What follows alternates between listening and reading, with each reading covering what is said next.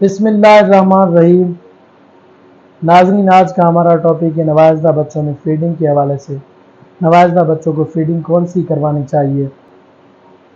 जैसा कि आप जानते हैं कि नवाज़दा बच्चों को आजकल बहुत ही ज़्यादा मार्केट में जो अवेलेबल आम खुला दूध होता है वो इस्तेमाल कराया जाता है। ऐसा करने से गुरेज करना चाहिए। नवाज़दा बच्चों में पैदाइश के फ़ौरन बाद 1 घंटे के अंदर अंदर बच्चे को माँ का दूध पिलाना चाहिए। माँ का दूध नवाज़दा बच्चों को बहुत सी इन्फेक्शन वाली बीमारी से महफूज रखता है।